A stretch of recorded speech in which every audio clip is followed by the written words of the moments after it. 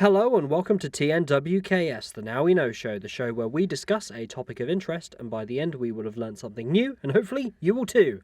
I'm Zak. And I'm Buzz, and in this week's episode, the final for Shocktober, we're investigating the paranormal.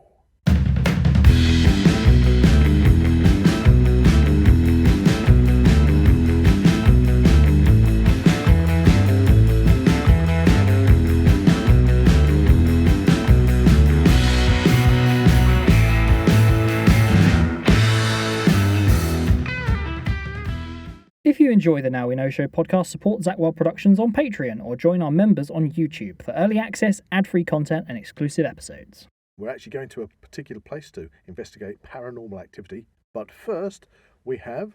Weird and Wonderful! So for this week's Weird and Wonderful story, I'm sticking with the paranormal. Oh, the theme of paranormal. Yes. So, a massive global study shows belief in witchcraft is more abundant than you might think. Really? Ooh. Belief in witchcraft is widespread around the world according to a new global study that involves more than 140,000 people, but it's highly variable from place to place. I wonder how many of them, or those, are witches. Ooh.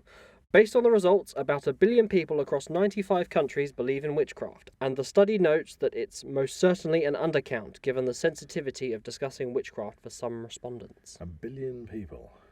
Okay, well, I think we're in about 8.5 billion people on the planet. So, about 40% of everywhere they basically conducted this study believes in witchcraft. Yes. Right. At least of some description. Okay. So, this does vary from country to country where they did the studies. So, about 9% of people in Sweden, for example, they believe in witchcraft, whereas 90% of people believe in witchcraft in Tunisia. Right. Well, I would have thought when it comes to things like witchcraft, supernatural belief, don't want to be stereotypical here, but I think when you live in a first world country, sort of like, you're living in metropolitan London, Birmingham, Manchester, whatever, and you're of a certain ilk, you're probably very much detached from it. But if you're living in maybe more of a rural society, maybe it might be Polynesian islands or somewhere like that. very isolated that has a lot of myths and legends, possibly folklore. Yeah, folklore. Then maybe you'd sort of carry it on in your belief system more. Yeah, I reckon. Anyway, well, hey, what about you? Witches. What about you, Buzz? Do you believe in witchcraft? Well, actually, let's conduct this study in the booth today. Well, there you go. I've been asked that before, and yes, I come from a long line of warlocks. Let's just leave it there. Well, okay. I will ask nothing more of that. It's not something that I talk about very often. But well, I think based upon this, and we have kind of thrown it around in suggestions that a podcast on witchcraft would be really good. Yes, it would be very good. But I think there's lots of different levels to witchcraft. You've got your darker side, you've got your more sort of herbalist witchcraft. So you've got lots of different kinds of people that look at witchcraft in different ways. Yeah, I think we were interested in bringing Sarah in to talk about witchcraft. Yes, well, really Sarah, I'm sure she won't mind me mentioning it, but she considers herself to be a witch, which I'm sure that she is, if that's what she. But which follows. type? That's the question. That's it. Which type? So on the topic of witches, this episode we went to a place that is probably one of the most sort of dark history places of the British Isles. I mean, there are lots of places in the British Isles that are steeped in witchcraft and in paranormal activity, but this particular one is probably up there in the top 10, I would have thought. Wow! And it just happens to be on our doorstep. Yes, and it's a place that boasts paranormal activity, with sightings of a dark monk, as well as the spectral ladies and even spectral children. And voices and things like that, but also it's a place where satanic rituals were undertaken, and not that long ago. Witchcraft and even grave robbing, which is where we're going to go now. So here we are at St Mary's Church, Clophill, perched right on top of the hill below the village of Clophill, with the River Flit passing through. Now, we've come here for our paranormal investigation for Shocktober. Yes, just to round it off, yes. Yes, just to round it off. Because St Mary's Church has got a huge amount of history behind it when it comes to paranormal activity and also satanic rituals and rites being performed at the church. Yes, I have heard a little about this, yes. And so we've come here to see if we can, first of all, see the church itself, see the graveyard, talk about the history of St Mary's, and see if we can also pick up any signs of paranormal activity ourselves while we're here.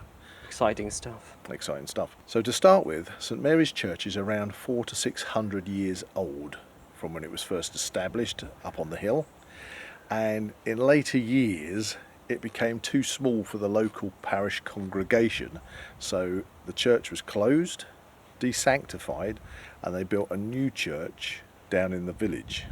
Now the church over the years became a bit of a ruin, crumbled down, the roof had fallen in, and in time the land and the church was purchased by the local council.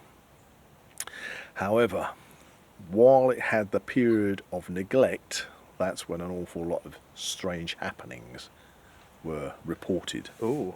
Do you know when these occurred? To answer that question, Zach, the church, when it was abandoned in 1848, as I say, it became derelict, and then over a period of time there have been reports of things like Victorian women, ghost spectral images of Victorian women. I think there's meant to be a dark monk also. Right. Actually, I've got friends that have reported strange happenings here as well when they visited. Oh wow, okay. In recent years, a friend of ours actually said that when they visited here, they had a very bad feeling when they were actually on the site, and they said that a bush, it was completely calm day, but even so, a bush was sort of shaking and vibrating when none of the other trees or anything. So unnaturally, but they could hear the laughter of small children. Ooh, that is quite spooky. And this bush was shaking, and as I said, they didn't feel like the feeling they had here, and as they left the main entrance to the church into the lane, and when they looked behind, they could see 3 childlike faces looking out of the church tower at them. Oh wow. And the giggling still happened, and they said that's it, they're not coming back. But anyway, so yes, those sorts of things aren't documented as in exact times of when these spectral images have been seen. However, when it comes to the myths of dark magic that purvey the Church of St Mary's, these go back to the 60s in the first reports that I've found. And right. There is a very, very early myth, call it a myth because it's not been substantiated, that the church itself of St Mary's was actually built on top of what was a leper and plague colony. Right. That hasn't been substantiated, as I say, but it is part of the mythos of St Mary's that it stands upon an old plague and leper pit. Ooh. So who knows? But anyway, back in March 1963. Aha. Yes. Okay. I've got a little bit on that as well. Yeah, Yes. 1963. It was reported that during the night, satanic graffiti had been daubed on the church walls, and several graves had been damaged, with the remains removed from the graves, especially of one grave of an apothecary's wife, or some say daughter, whose name is Jenny Humblestone, who died in 1770. And the bones from the grave were found to have been arranged on a makeshift altar, and a skull impaled on a metal spike inside the church. Oh, geez. Yes, That's quite dark. That is very dark. The press at the time leapt on the supposed arrangements of the remains and stated that it was a dark mass, witchcraft or satanic rituals that had taken place in the church. Now that is the thing. I have brought with me today a DVD, which is called The Paranormal Diaries, Clophill. Yes, and I've actually seen this. And this documentary was actually made in 2013, and on the back it does say that in March 1963 a black mass was held within the ruins of the church, where we are standing now. Yes, well, we're actually in the outside the church itself. Yes. We will be moving the podcast into the church. And around the church, around the graveyard. It's quite an unnatural graveyard, isn't it? So talking about the graves, the thing is that when it came to the satanic rites and rituals that were held inside the church, as I've already said, Jenny Humblestone's bones had been removed from her grave. And so in order to try and combat this, the local parish moved all the gravestones to the edge of the churchyard. So as we look around, that is something I've never seen in any other church. As we stand here and we're looking around, you've got where the boundary wall is, gravestones are all around the boundary wall, so that you have just along the tree line. Most of them are very overgrown now. Yeah, covered in ivy. Again, it gives you quite an eerie feeling of abandonment, although the actual site has been tidied up since I was last here, because when I was last here it's had undergone a lot of renovations, which we'll talk about in a while. But we did a little walk when we arrived, didn't we, Zach? Yes. We went around the actual perimeter wall looking at the gravestones, and we haven't been able to locate Jenny Humbleside's gravestone. No. Its marker. It may be here, but an awful lot of them are almost illegible. You can't really read them. that is the thing. You can make out names, very simple names, but anything that's been here for, say, hundreds of years, then that's nothing you can make out. That's right. Well, as I say, they moved the gravestones.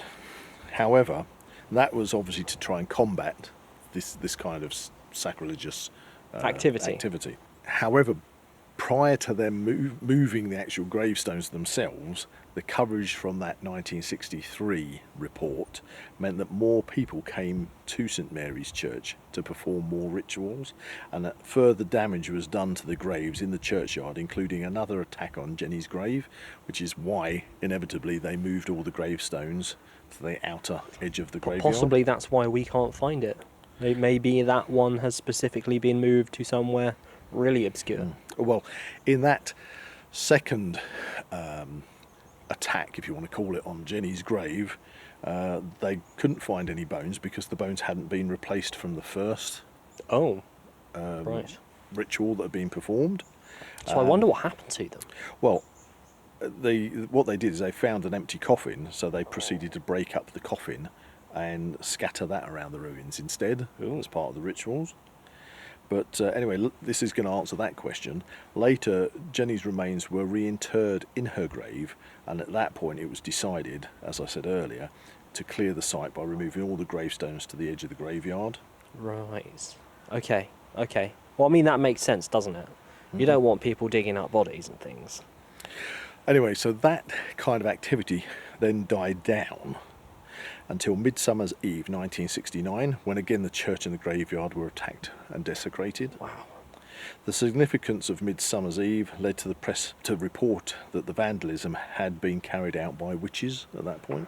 Wow. This is crazy stuff, because this is stuff you really wouldn't expect to actually happen. Outside of watching it on a movie. It sounds like a movie. That's right. For us, this is fairly close to where we're actually based. That's right. It's right in mid-Bedfordshire, and these are actual happenings and actual satanic rites and witchcraft that were being performed in the ruins.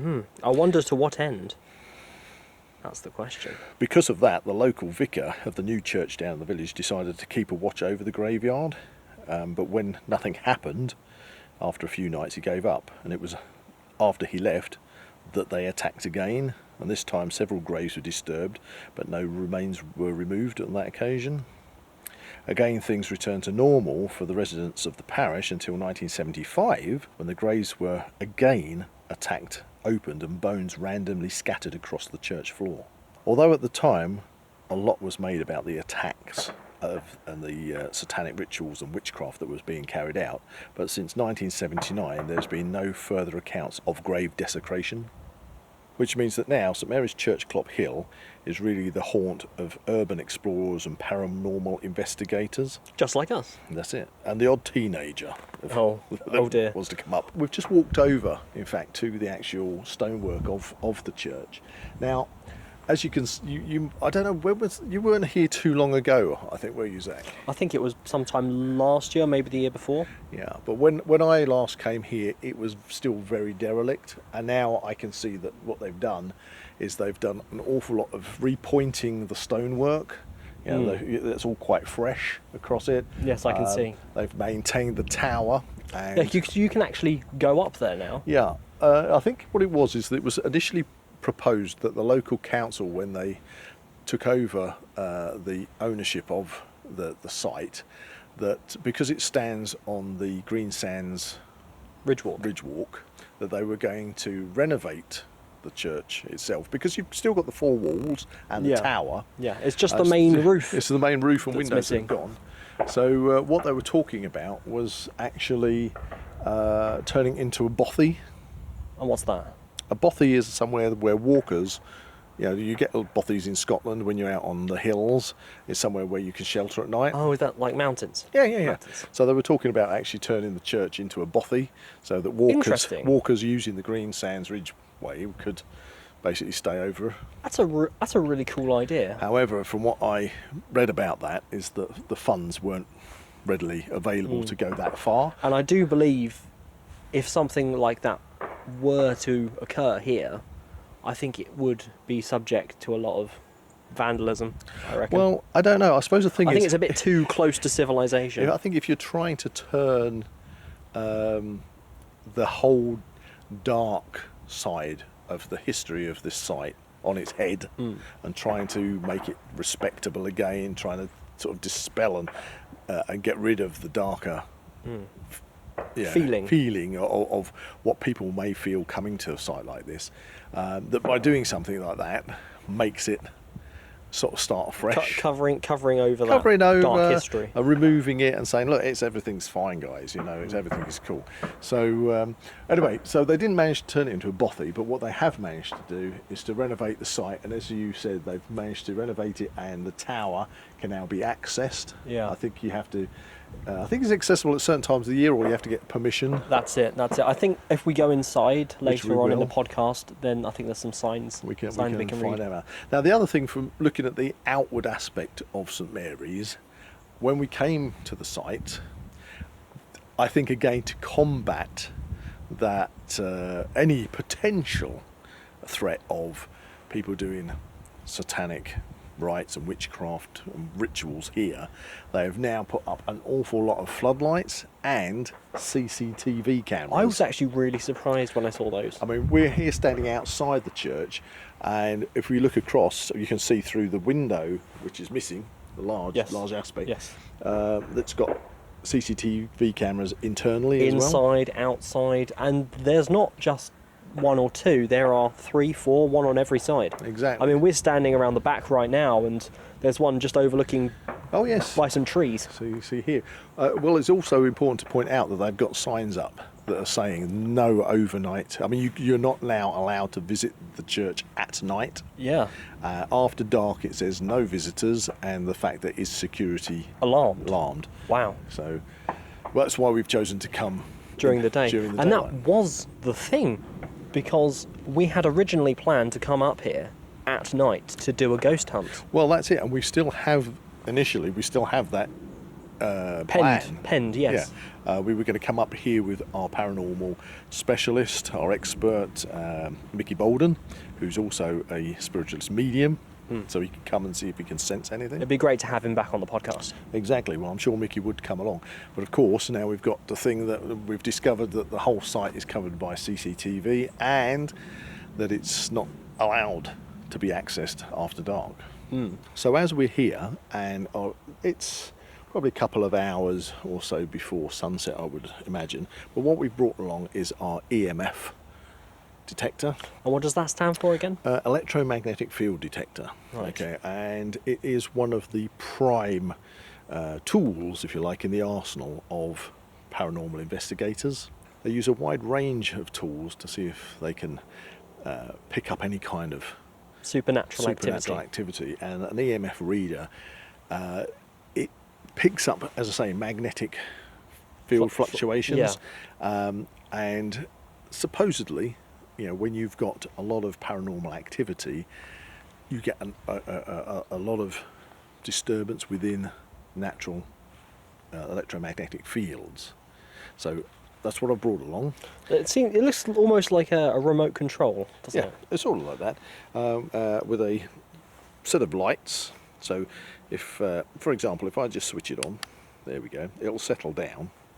Okay, so we're just on a green light, which basically means Minimal to nothing. Minimal to nothing.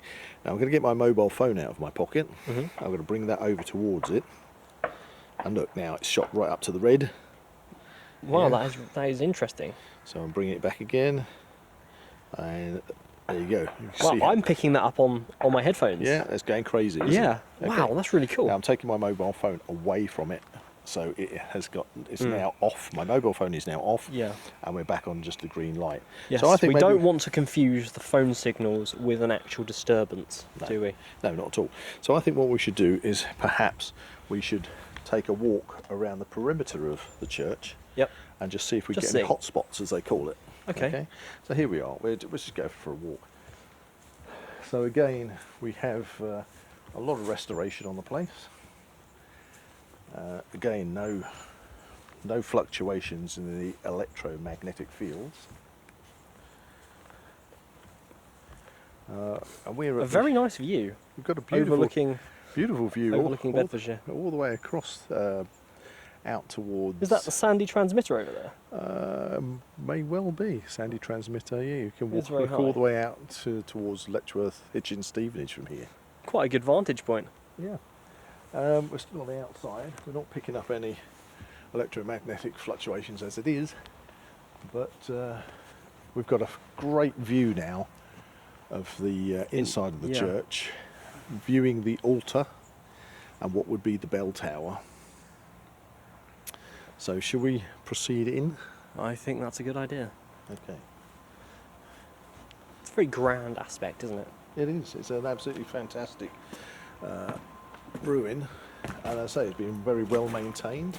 I mean, again, when I originally came here, this was just a dirt floor, and there was still a lot of graffiti and rubbish around, and it's been completely restored. We've actually got 2 lengths of grass within the church itself, and we're walking down the main aisle towards where the tower is.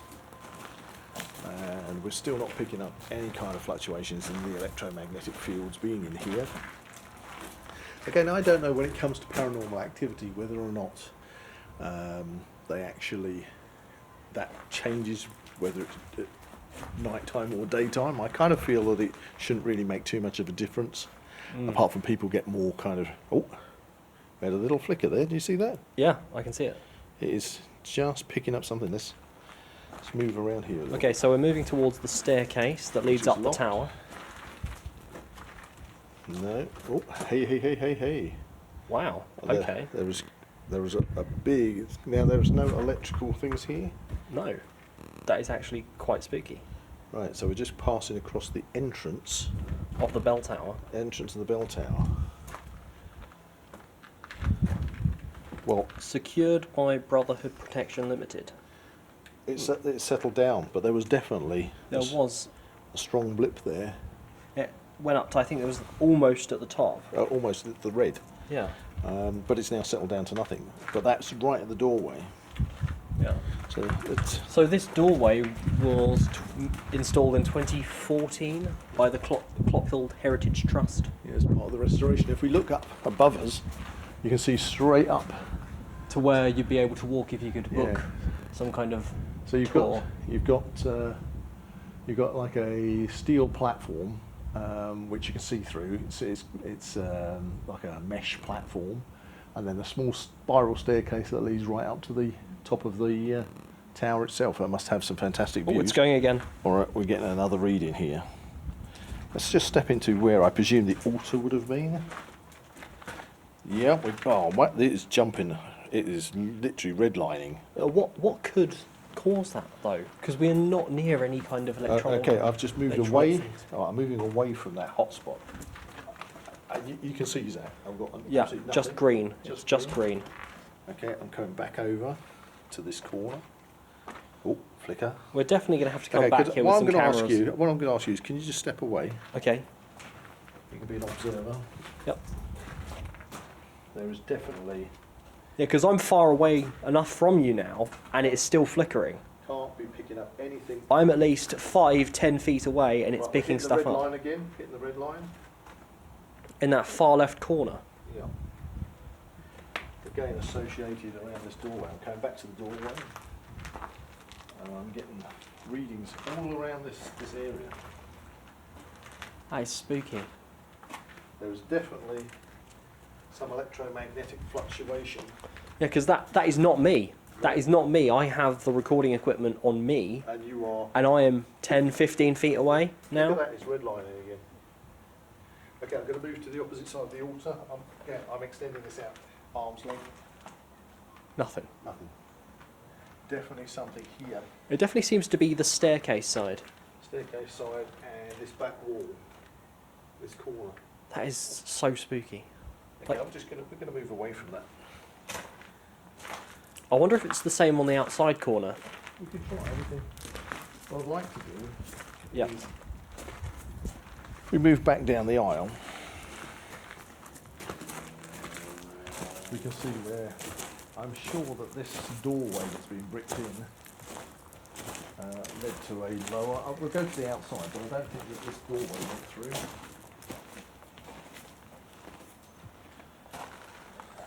Again, oh, hang on. Again, another doorway. And that was, again, did you see that activity? I did. It was very brief. It's a brief spike. What I'd like to do is, there it goes again. So that is another doorway. I wonder if that is... A hive of activity. Well, yeah, or just maybe perhaps because it's a doorway, what do people do? They pass through doors, don't they? Perhaps that's why it's got a higher reading. But I want to go to the outside, so let's move out of the church.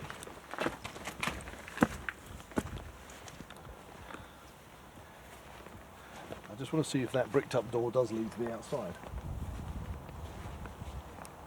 And it doesn't. Oh. What would seem to be was the remains on this side of another small tower. Yeah. Do you reckon that led up or down? Could have done both.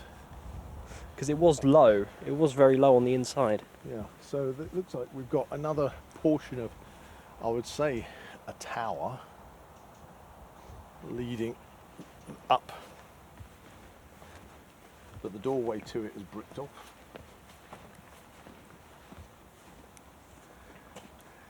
Yeah, Now I wonder why that is. I don't know. Because there is a window there. There is another bricked up window. It's like Yep. halfway up. Should we try the opposite side of the wall, where the altar is? Yeah. Yeah. I mean, we're certainly getting heavy readings from the electromagnetic frequency equipment. So we're going to just walk ourselves around, see if we get any reading from the outside of the church. I'm looking up here, I suddenly had an omen moment, but thankfully they don't have a large spiky lightning conductor that can fall off the church. Yeah. Well, they're definitely catching us on the cameras. Yeah.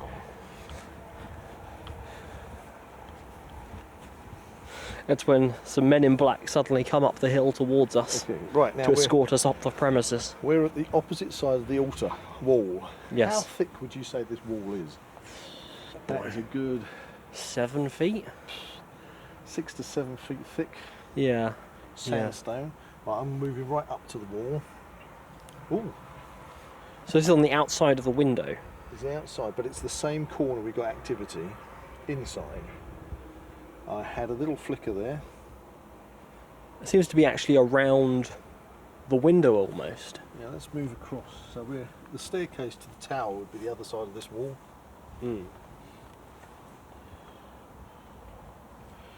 Not really picking anything up. However, what I would like to do, okay, we'll just move across to the opposite side. Again, I've got a slight flicker there. See, I'm not a great believer. There is this, I can't think off the top of my head what it was called. It's kind of like stone recording. Have you remember that? Yes, I remember it. Where yes. some paranormal investigators have a theory that paranormal activity can be sort of recorded and locked into Imprinted, yeah. imprinted into stonework itself. Oh, I'm getting a fludder here. Wow, that's going all the way up to red. Up into red again. And I mean, that is pure stone. There is nothing. There's no electrical cabling or metal work around here. Right. So we're getting a few from, again, the opposite side of the altar. Mm. A lot of graffiti on this wall as well, by the way. Yes, that's what I said earlier. Yeah. Now, what I don't know about St Mary's is whether or not there's a crypt. I would have imagined when this was built, especially being up on the top of a hill, where the water table would shed away, it would be perfectly feasible that there could well have been a crypt under this church. And I would have thought perhaps that bricked up door that went into what looked like a half round tower on the outside may well have led downwards. As well, yeah. I don't think that tower's big enough for a staircase. Right. So I'm kind of wondering whether that was built out to allow to go down. Ooh. But there could well be a crypt under here. Under our feet as we speak. What I'd like to do is to go back into the church, Yep. back into the altar, one final time, and just see if we can get these EMF readings again in the same area. Yeah. Do you want to just scan this front as we walk round? So again, we have some window work. We've got CCTV cameras high on the wall. In numerous quantities. Yep. But they're 20, 25 feet away from us. Yeah. I wouldn't expect to get any kind of reaction. I've used this equipment for some time, and I've also tested the equipment on just the electromagnetic fields of household goods. Yeah. And you get a reading of maybe 3 lights if you take it to the back of a fridge freezer where the pump's running. It goes absolutely crazy if you put your microwave on, but you've got to be right up close to them. So I would not expect to get any kind of reading at this distance from any of the CCTV cameras. They're too far away and too small. Right. Anyway, let's just go down through the main entrance. It'd be interesting if we get anything on the actual entrance into the church itself, because this would have been the main entrance, I would imagine. Yes. Let's take it slow, nice and slow. Okay. Nope. And then we go back into the altar. Let's go back to that hot spot we found.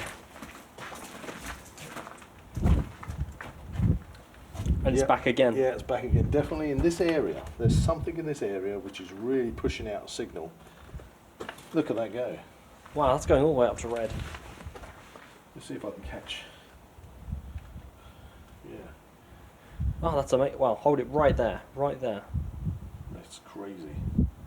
I really have no idea why that would be spiking so prolifically. Because it's not our phones, it's not the recording equipment. I'm standing well away from the EMF detector.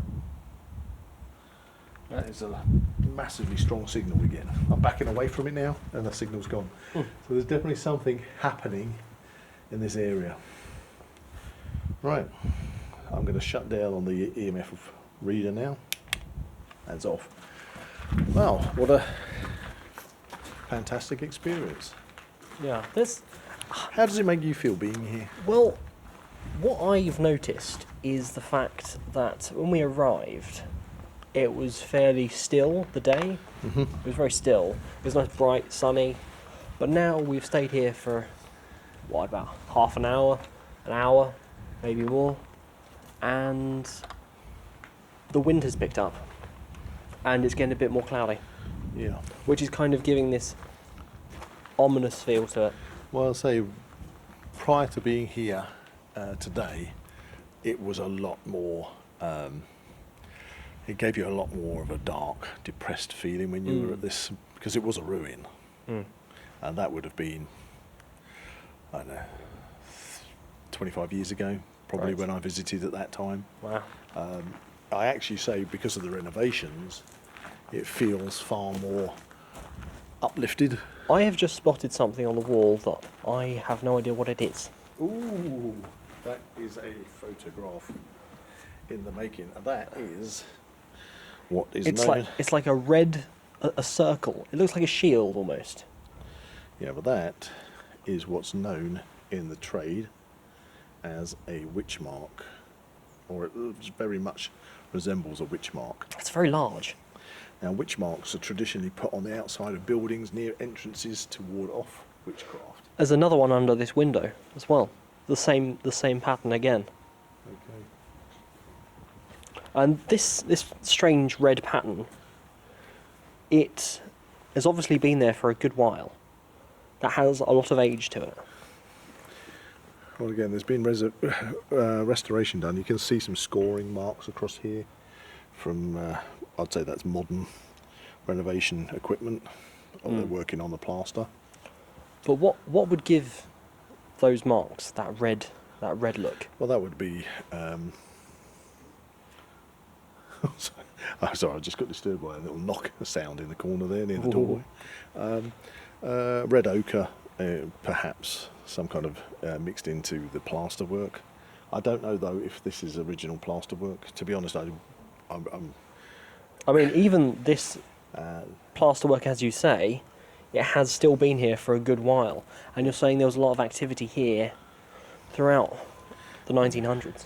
I'm just going to go back to the EMF reader again so that it's settled down. Let's just go up to this. So even the last 20, 50 years, this could possibly have been here. Because that is not new. I'm not getting any readings from these, but the concentric patterns on that is very reminiscent to, as I say, a witch mark. So whether these were originally here or have been put here as part of later ritual or some ritualistic kind of undertaking, but you have two on this wall. So a witch mark, is that to what is that actually for? Traditionally they're used to ward off witchcraft. Right. Okay. But so possibly it was put there by somebody who was against this satanic ritualistic behaviour. And trying to deter it. Mm. Very possibly. I mean, by the modern eye, to deter such things, it would be the cameras. It would be nobody is allowed on site. Yeah, but you wouldn't have had those back in the Precisely. 60s and the 70s. It's very interesting that these marks are there, but they're not evident anywhere else. Mm. Yet, that is so pronounced, but I don't recall seeing it when I was here all those years ago. But it could have been covered up, you know. It has obviously been there for a good while. But there doesn't seem to be any other kind of plaster work, ornamentation. No, that's the thing. It seems so, like, deliberate. Interesting. We'll have to take that away with us and see if we can do a bit of research. Well, I mean, there is two, about identical. 20 feet, one under the window, one on the right side wall. You'll be able to see it as you come in through the main entrance. I will say the one under the window, it's slightly off kilter, isn't it? Yeah. You think that somebody would, whether it's brushed or not, I don't know. Well, it's weird because it looks like it should continue up to where the window is, but obviously they've done some renovation work, and it's kind of like the one window, quarter of the circle is kind of cut off. The window level is reduced. Well spotted. As I say, this particular property is now owned by the local council and it's desanctified, so it's not a religious site at all, which is probably what brought people in here, is to make it that perfect place to undertake rituals. Oh, I can see I assume that's a modern cross. Yeah, somebody's on the church tower. And it says, you've got a plaque next to it saying, "To the glory of God." So that wasn't there in the early days either. Right, well that's our initial visit to St Mary's Church. Yes, I think it's definitely worth another visit. Yeah, I think we've got some interesting readings. I don't know what that pertains to exactly. But we went to the area in the altar, in the church tower, and got Yes. those readings. Yes. We moved away. Yep. We went back and got the same readings. We've been to the outside as well as the inside. There are no electrical cables or anything that are evident that are in that area. That's quite an unusual thing. And then you spotting those, for want of a better word, witch marks that are on the interior wall of the church as well. And that will be the thing. If we come back, do the same test again for this EMF detector and see if it again We get the same spikes readings. up. And next time, we bring Mickey Bolden. Yes. We're going to have a little discussion on that as to how we're going to manage that Well, due to the fact that we're not supposedly allowed here at night. Well, I think therefore a visit either pre-sunset or sunrise. Yeah, like as we are now. Yep. Okay. Anyway, that's St Mary's Church. That's a little bit of history. Probably one of the most darkest kind of backstories of any place I know of Yeah. in Bedfordshire at least. Well, that's the thing. We did Hertfordshire folklore and things like that, and we've visited a few different sites for our folklore episodes. And in that, I can't say that I felt as unnerved As by being any here. other place. I think that maybe has something to do with the fact that when we've looked at other folklore stories, they are myths, they are legends, they are folklore. What we have here is somewhere where things actually happened. Bones were taken from graves, skulls were put on metal spikes, concentric patterns using the bones were put on the altar and on a makeshift altar and on the floor, as well as satanic symbolism, graffiti on the walls of the church. This happened, and more than once. Not long ago. Not long ago. It has a history, but it also has And it makes me quite wonder, a modern history as well. Yeah, well, it makes me wonder if you have those people in the 60s and in the 70s that were maybe from covens, those covens could still exist. Yeah, there's nothing to say they wouldn't. You know, it might not have just been individual people just off the cuff. We might be talking about covens that still exist and continue onwards to this day. Well, that's the thing. Looking back to the cameras, what other ruins of a church have you seen actual active cameras? This is so heavily daubed Alarmed. with cameras and with lights that it does also make you think they really are trying to keep people away. There's police signs on the gateway to the tower.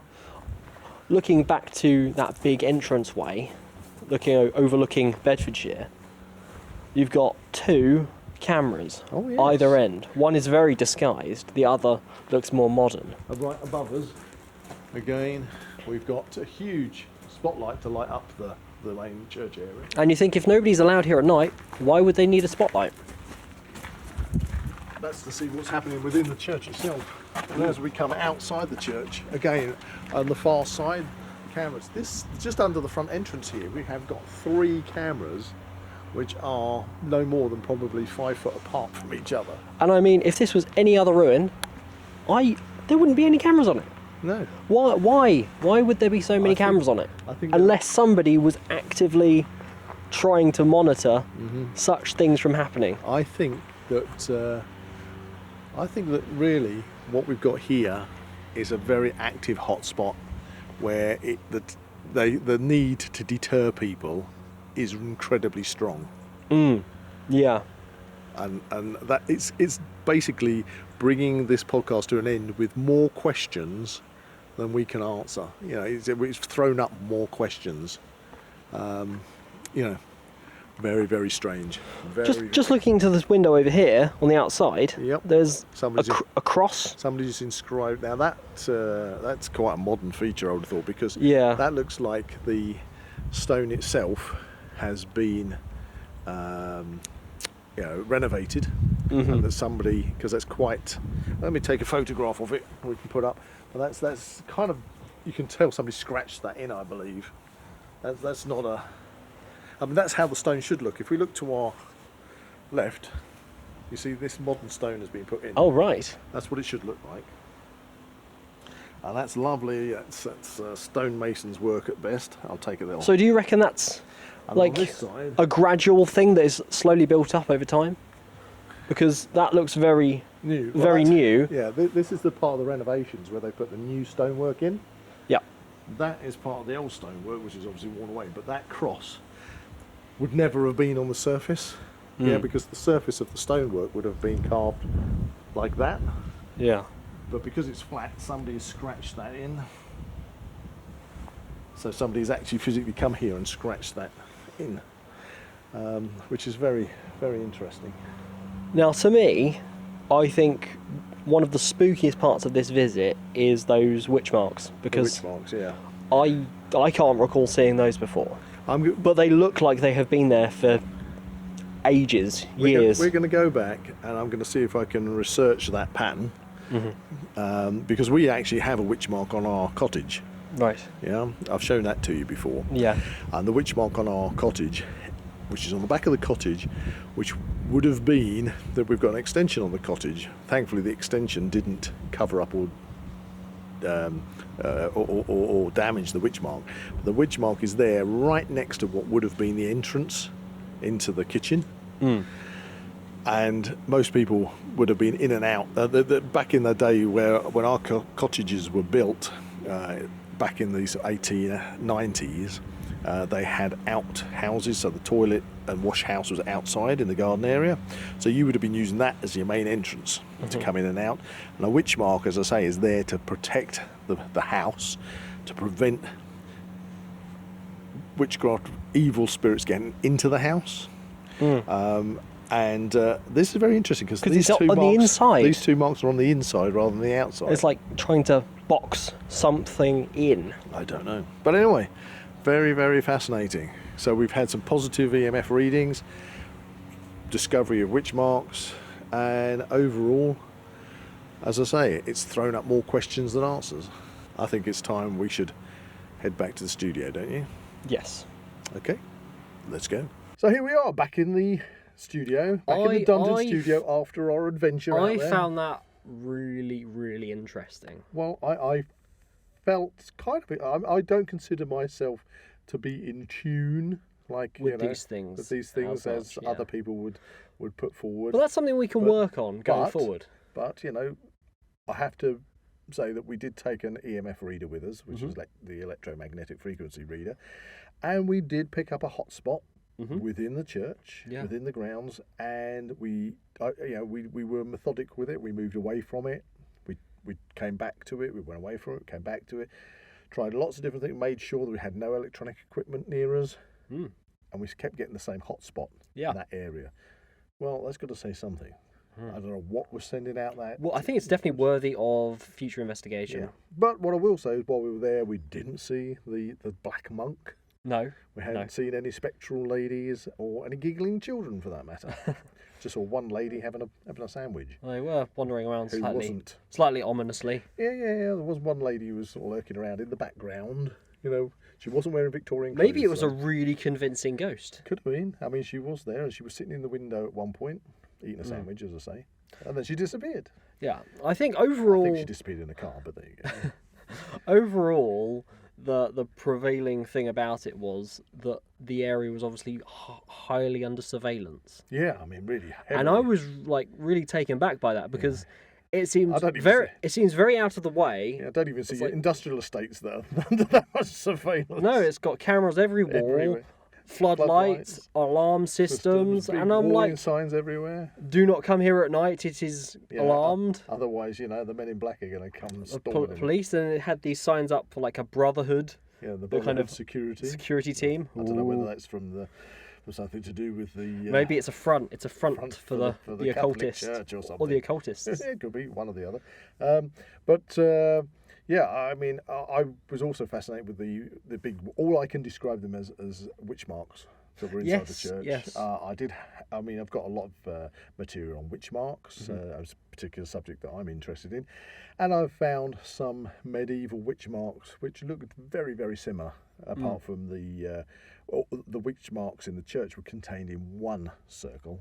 Obviously these were scratched out using a mason's compass, Right. but in the medieval ones that I had that were literally identical, the intersecting circles within the circle extended beyond the outer circle. Oh. But saying that, the pattern is exactly the same. So Wow. whether they are simply medieval graffiti that it was there under the plaster, I kind of think that they should have been seen, because you did have that kind of red ochre colour in portions of them. And they'd obviously been there for a good while. Yeah, so I'm kind of I've done it as much. I've really looked it up to see if there was any kind of references for those marks at St Mary's Church. I can't find a single thing about that. Wow. Okay. And apart from that, I'd say the EMF reader was certainly kicking off in a couple of areas, and especially within the altar area. So there was one thing that you spotted in the altar area, which you spotted after we finished recording, just as we were leaving, and that was in the same area as we were getting the EMF readings. There was a slight crack in the wall, and somebody had put some rose hips Yeah, so it was like a into plant, the wall. a planty type so thing. they've gone to a rose hip. I mean, I'm sure people know what rose hip is. This time of the year, they're laden in their fruit, and they've taken a stem off with the fruit on and pushed it into the crack. And this was a very deliberate thing. Yeah, because it was high on the wall, so you would have to be an adult to push it into the crack, and it was just hanging there. So it wasn't something that had grown out the wall. It's obviously pushed into there. I don't know whether that had any meaning, but we were trying to think, why would somebody Do that. walk into the church, go into the altar area? They've obviously got the rose hip, carried it in there, because there's no rose hip that is growing immediately around the church, and they've put it into that crack to dangle down. It's a very deliberate thing. Yeah, I mean... And there is no way that could be a coincidence, because it was in the same area that we picked up the EMF readings. It was in the same area as the altar, I would say that, which is where the rituals took place. I would say the crack was off centre, because it was pretty much the only crack in the masonry that you could use to put something in, and it was just there. And now you might think that's just a random thing, but I felt personally, and I think you agree, that it felt like there was more purpose behind it. Indeed, which is why I looked up rose hips and their magical uses. Oh, what, within witchcraft? Yes, within witchcraft. So they do have a very wide range of purposes, supposedly, in witchcraft, including luck, good fortune, love, health, self-love, beauty, peace, anti-nightmare, which I thought was a pretty cool one, protection, money, prosperity, confidence, family and friendship, divination, truth and charms. Well, there you go. So I think out of those, if somebody had a motive to put that there for a specific reason, I would either say that it was there for some kind of protection, or, like you say, anti-nightmare, to repel, bad spirits, or well, I think possibly, could it be a connection to the actual witch marks, because that was on a separate wall to them, and it kind of, maybe it's to keep something evil inside rather than out. Yeah, because it's weird that a witch mark would be on the inside of a building. Yes, because normally, as I said in the podcast, they're normally next to the entrance. Would it be to contain something within this area, if there was this this ritual taking place? Only guess. Okay. Again, obviously, for the listeners out there, you've listened to the podcast, and I did mention that I've been there years ago when the place was very much derelict, and it just had the mud floor, and it looked like it looked hideous at the time. It was dark. So perhaps you're on the right kind of. Any explanation is possible, but yeah, I think if you've got to put yourself into the perspective of, I'm an adult, I've purposefully gone to a bush that is nowhere near the church, brought in that, pushed it into the crack in the altar, nowhere else in the church, gone to the altar. There's got to be some kind of meaning. What that meaning is, I don't know, but Otherwise, that is a massive coincidence. Yeah, yeah. Well, I mean, why would somebody randomly do? Precisely. Why would somebody just randomly go in there? They could have stuck a daffodil in there or something. Yeah, anything. Long time of the year for that, but you know what I mean. Or some oak. Yeah, I think there were some mushrooms around. Some acorns or something. But you know, there was purpose behind that. Yeah. What that was, I don't know. But there you go. But it was a fascinating trip all the same. And I think we should definitely go back maybe in the years to come. Again, I'd love to take Mickey, because Mickey is our paranormal specialist. He's our expert on that. He is a spiritual medium. So, you know, it'd be good to see if he can pick up tune in to anything. And I'd also like to go back and take a radio so we can maybe listen to some white noise. Yeah. Yeah, to see if there's anything on the white noise. Maybe conduct some other kind of tests. I mean, it's awkward because obviously they are hot to trot on anybody going up there at night. Yeah. Which kind of puts a bit of a kind of prevention on that investigatory well, they side. obviously do want to prevent people going up there at night. For what reason? Well, for obvious reasons. For what reasons? Because we of don't the know. satanic kind of witchcraft, grave robbing past. But is it still a thing? Because looking at all the signs and stuff up there, I think there was no reference to any of this stuff happening. It's like they're trying to cover it up. There was one line on the main board at the entrance that said, and it said, you know, vandalism. That was it. But you know, that I think basically they're trying to steer away from anybody. Any reference. Probably want people to forget about the darker side of St Mary's Church. But that's what makes it so. Yeah, but unique. That's the thing. That makes it. But that's also a magnet for people to go there. Yeah, for maybe the right or the wrong reasons, you know. But who knows? But there must have been a time when they didn't have those signs up there. True. Because we did mention in the podcast, the live recording, about a film. Oh yes, Paranormal Diaries, Clophill. Yeah, we spotted that some time ago, didn't we? I think I literally just picked it up from a shop somewhere. But it actually is down. I think it's on IMDb, isn't it? Yeah. So it's a proper film that was made up. You can probably find it on some streaming services. What was the name of the director? Michael G. Bartlett. Right. And this film came out in 2013. So that's not that long ago. 10 years ago. 10 years ago. So at that time, when they filmed it, I don't know whether they had permission or not. It was filmed there. It was filmed there. But it's bizarre because it's kind of like... It starts off... And I was interested in watching the movie because I felt it was a documentary on the paranormal that basically encompasses St Mary's Church. And it kind of starts off like a documentary. Yeah. And I I recall, I think it was, they had the Bedfordshire ghost hunters kind of club. I don't know, some kind of society, ghost hunting society from Bedford. Yeah, it was a while since I've watched it. And they had a table set up there and they were using the EMF. Doing all these tests. I think they did, I think it was like 5 minutes just walking around the grounds alone. They would send one person off with a walkie-talkie. Yeah. And see if anything weird happens. And it was kind of, you know, an investigation that was obviously for the most part. Filmed at night. But then...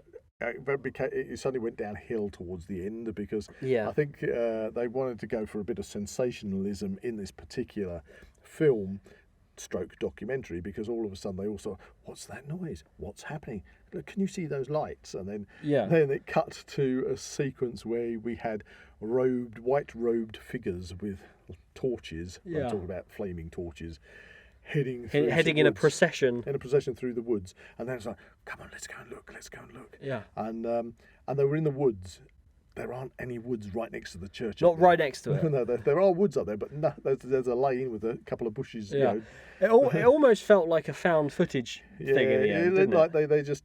Hey, this would be a good idea to round it off with a bit of sensationalism. Yeah, I think it's like this footage was found on the people who made it never. Yeah, and it kind of went a bit Blair Witchy at the end. Yeah, that was very much. Oh no, they've seen us! Ah! Yeah, and it was like, hang on a minute, guys. I watched this, and at the beginning, I'm taking this seriously as a documentary. I've watched this for the first 45 minutes, believing everything that's going on here. And then you get to the end, and you go, did they just make all that up anyway? Yeah. You know, was it just a load of BS? I think they should have stuck with the documentary style. They should have stuck with the documentary style. Instead of going into the fictitious at the end. Yeah, that just sort of like spoilt what they'd tried to achieve in the first instance. Yeah.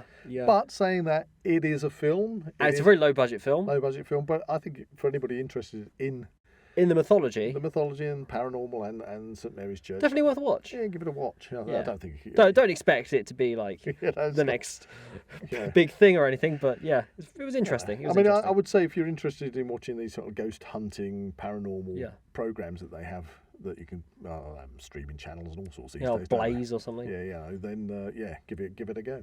But overall, to round off Shocktober, I think that it was a really interesting experience to go up there. Yeah. It is an absolutely beautiful place to visit anyway. I mean, the views out across Bedfordshire from the church. Amazing. Especially if you got the option for the access up to the top of the tower. Yeah. As I'm in the studio pointing my finger in the air that nobody can see. If you can get up there, you must have an absolutely amazing view. Because you probably then view out the opposite direction. And of course, it is part of the Green Sands Ridge Walk. Yeah. Which is really nice. And in a way, it's a shame they didn't turn it into a bothy for people to stay in, but there you go. Yeah, well, I think that could have caused a lot of... Oh no, satanic rituals. Satanic rituals. Yes, people in the bothy suddenly disappearing. Okay, so retrospectively, Shocktober. Yep. What has been your favourite episode to record? Was it The Exorcist, Jersey Devil, horror movies to watch this Halloween, or this one? To be honest to everybody and all the special guests that we've had in, I would say a bit of everything. Bit of everything? Bit of everything, because nothing, it's all been outstanding. It's all been thoroughly enjoyable, a fantastic experience. And the nature of the Now We Know show is that we learn things. Yeah. And for all those episodes, I learnt about the Jersey Devil. I learnt about movies that I might want to watch at Halloween that I've not heard of before. We basically covered all sorts of things. That was a learning experience for me, learning experience for you, and hopefully... I've certainly gained more of an appreciation for The Exorcist as a movie. Yeah. That's. I mean, for me, it was throwing up a lot of old memories from back in the day because you watch movies like The Exorcist and you watch them when they come out, which is obviously in the 70s, and I saw them in the late 70s, and then you don't necessarily revisit them. Sometimes they come up on the TV, but it's always cut. Always cut. So kind of like these days, it's like, I'm not watching that because there's no point. I know they're going to cut it. It's great. The whole Shocktober this year has been an adventure, a journey into everything Halloween. I think it's definitely given us some ideas for next year. Yeah. In fact, I think you're off pumpkin carving later this week, aren't you? Yes, I am. Have you got any Halloween plans? I think it's a Tuesday, is it not? It is. It is Tuesday. So I'm not at the gym, so maybe I'll refer to the list of movies that have been recommended and see if there's something there that takes your fancy. I know on Halloween. Are you actually carving pumpkins on Halloween? Or No, we're doing it on Thursday. Okay. Yeah, you're off down at the Shepperton Studios on a film job on Halloween morning, I believe. Yeah, so, that's true. Maybe we can get together on Halloween night. We're going to have a good traditional Halloween scary movie. So it's that time of the podcast where we dive into the Hat of Mystery to pick out the next subject for our Now We Know Show flashbacks, which are exclusive episodes for our patrons and YouTube members. Out comes Sherlock Holmes' Deer Stalker. Who's going to choose this week? Oh, I think it's going to be me. Okay, well, I am holding the hat. That does make sense. It might be a little tricky to hold a Deer Stalker with one hand. Okay, what have you pulled out? What have I pulled out? Oh, okay. Interesting. This might kind of segue into a topic of another podcast that we're going to be doing in November, hopefully. Excellent. So this is flashing back all the way to episode 4. Episode 4? Episode 4. Wow, that seems like we just recorded episode 73. Episode 4, I can't even remember that far back. Beer. Oh, beer. In fact, yes, I remember good old Chaz commenting not so long ago about he thought that was a really funny episode because you started to have beer for the first time and got a little bit tiddly in the podcast. Got to save it. We're going to have to go over save that. Save it for the flashback. But listeners, if you haven't listened to number 4, go listen to number 4. And that's it. We're going to plan to do some kind of wine tasting in November. Yeah. We've got wine tasting down on the list with special guests coming in. And of course, as we get towards the festive season, I think the Scotch tasting is going to come Scotch tasting, wow. Yes. Crikey. It's a rather exciting next few months. So stay tuned. Stay tuned. We shall see you soon. If you enjoyed this podcast, please like and subscribe to this channel and comment below any suggestions of topics or activities you'd like to listen to in future episodes. That's a spooky Halloween goodbye from Buzz. And that's a ghouly goodbye from Zak. Goodbye. You can find the Now We Know Show podcast on YouTube, Spotify, Amazon Music, and Apple Podcasts. Keep up to date with everything ZWP on Facebook and Instagram, or visit the Zak Wylde Productions website at www.zakwyldeproductions.com. And remember to join us on Patreon or become a YouTube member for early access content and exclusive episodes.